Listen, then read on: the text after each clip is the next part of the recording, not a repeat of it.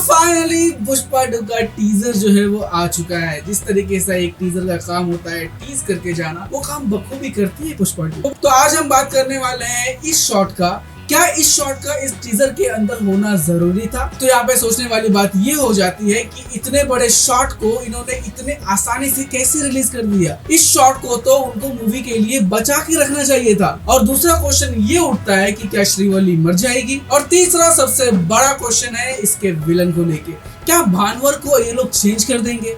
जिस तरीके से पुष्पा द रूल के एंडिंग सीन में हमें दिखाया गया था, जो विलन था वो भानवर था, मतलब एसपी भानवर।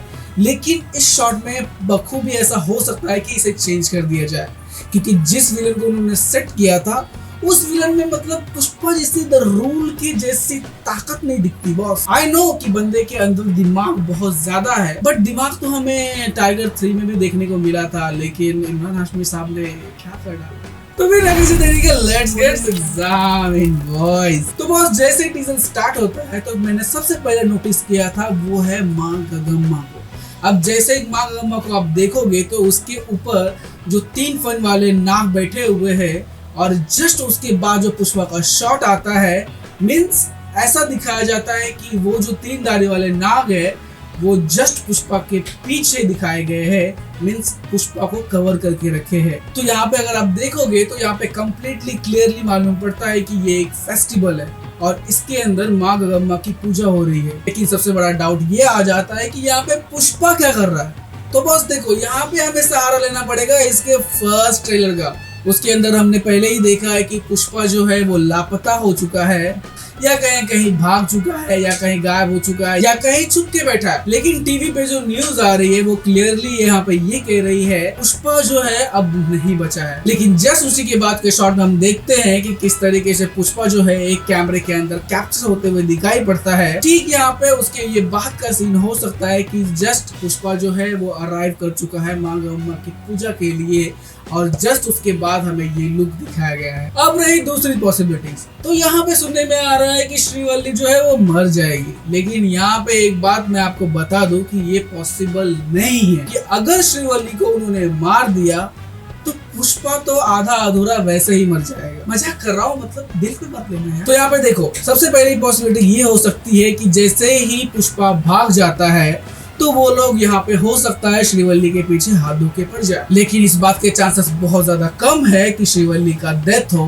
क्योंकि पुष्पा के जाने के बाद उसका सारा का सारा बिजनेस जो है वो श्रीवल्ली टेक ओवर कर लेगी। और ठीक इसी के बाद पुलिस वालों को और पूरी दुनिया को ऐसा लगेगा कि अब जो है पुष्पा का बिजनेस वो ठप हो चुका है। यहाँ पे ऐसा ये हो सकता है कि जैसे ही श्रीवल्ली अपने सारे बिजनेस को टेक ओवर कर लेगी तो ठीक उसी के बाद जो है वो सारे के सारे पुलिस वाले और सारे के सारे गैंगस्टर वो श्रीवल्ली के पीछे पड़ जाएंगे और श्रीवल्ली किसी बहुत ही बड़े मुसीबत में फंस जाएगी। और ठीक उसी के बाद श्रीवल्ली को छुड़ाने के लिए आना पड़ेगा हमारे पुष्पा भाई को।